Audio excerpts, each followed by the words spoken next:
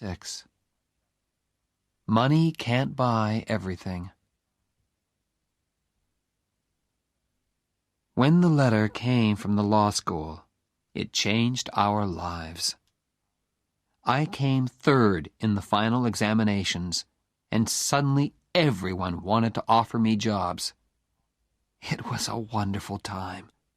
Think of it, an all-American boy with a famous name, third in his examinations, and a Harvard hockey player, too.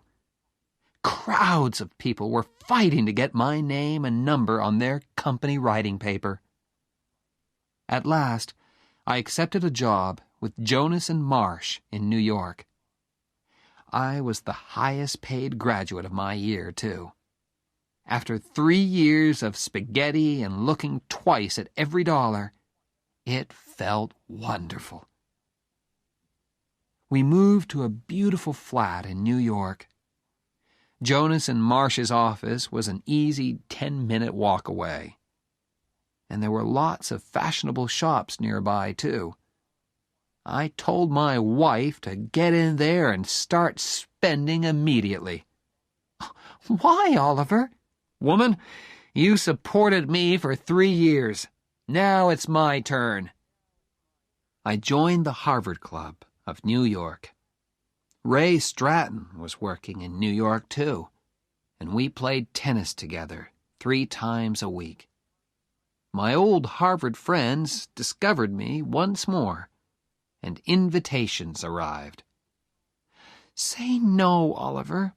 I don't want to spend my free time with a lot of empty-headed preppies." "Okay, Jen, but what shall I tell them?"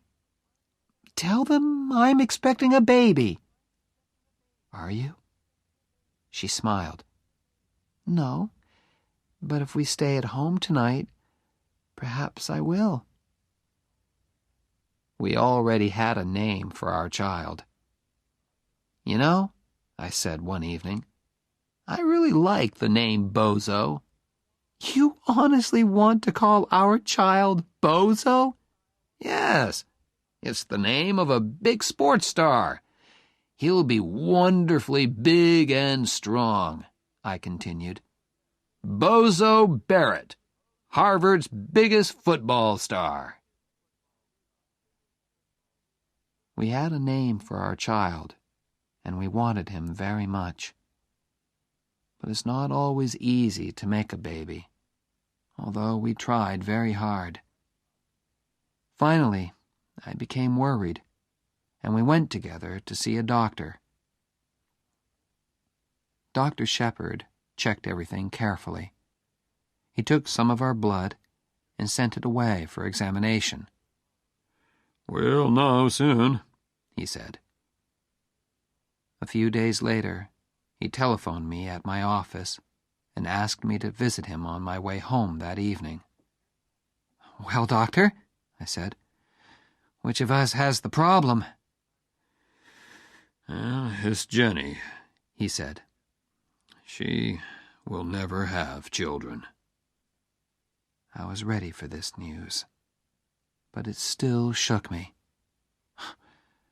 "Well," I said, "children aren't everything." "Oliver," said Dr. Shepard, "the problem is more serious than that. Jenny is very ill. She has a blood disease. It is destroying her blood, and we can't stop it. She is dying, Oliver. I am very sorry." "That's impossible, Doctor," I said. I waited for the doctor to tell me that it was not true. Kindly and patiently, he explained again, and at last I understood the terrible words. "Have you spoken to Jenny, Doctor? What did you tell her?" "I told her that you were both all right. For the moment, it's better that way." I wanted to shout and scream at the unfairness of it all. Jenny was 24, and she was dying. What can I do to help, Doctor? I asked at last. Just be natural, he said. Natural. I began to think about God. At first, I hated him. Then, next morning, I woke up, and Jenny was there beside me. Still there. I was ashamed. Thank you, God, I thought. Thank you for letting me wake up and see Jennifer. Be natural, the doctor had said. I did my best, and all the time I was living with my terrible secret. One day, Mr. Jonas called me into his office. Oliver, I have an important job for you. How soon can you go to Chicago? You can take one of the younger men with you. One of the younger men? I was the youngest man in the office. I understood the message.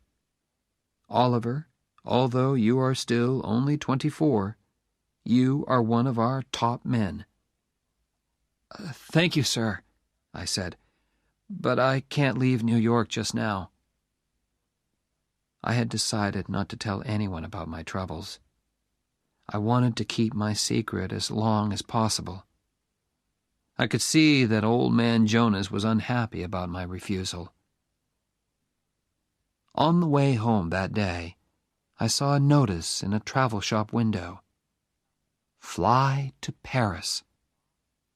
Suddenly, I remembered Jenny's words. What about my scholarship? What about Paris? I went into the shop and bought 2 tickets to Paris. Jenny was looking gray and tired when I got home. When I showed her the tickets, she shook her head. Oliver, she said gently, I don't want Paris. I just want you. And I want time, which you can't give me. Now I looked in her eyes and saw the sadness in them. We sat there silently, holding each other. Then Jenny explained. I was feeling terrible. I went back to the doctor, and he told me, I'm dying. Now I didn't have to be natural anymore. We had no more secrets from each other. Now we could discuss things that young husbands and wives don't usually have to discuss. You must be strong, Oliver, she said. For Phil, it's going to be hard for him. He needs your help, okay? Okay, I'll be strong, I promised. I hoped Jenny could not see how frightened I was.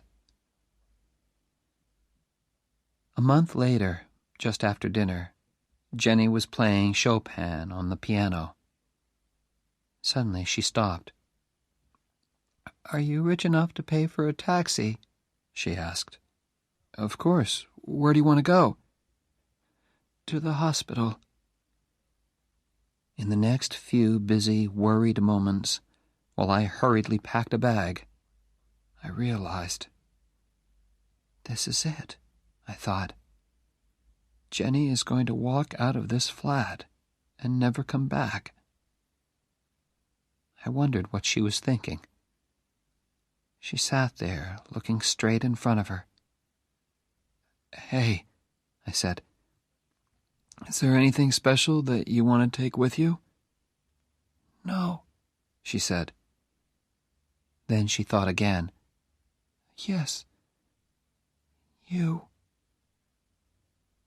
The taxi driver thought Jenny was expecting a baby. Is this your first?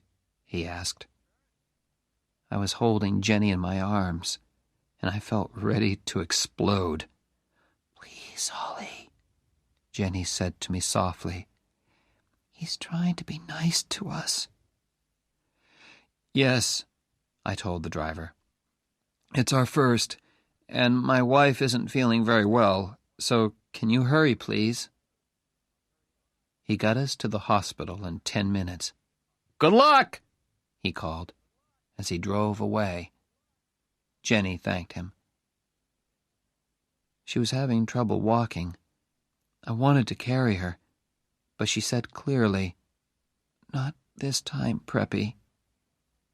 So we walked. "Have you got health insurance?" they asked us in the hospital. No. We had never thought about buying insurance. We were too busy buying furniture and kitchen things. Of course, the doctors knew about Jenny, and they were expecting us. "Listen," I told them. "Do your best for Jenny. I don't care what it costs. I want her to have the best, please. I've got the money." Chapter 7. Strong men don't cry.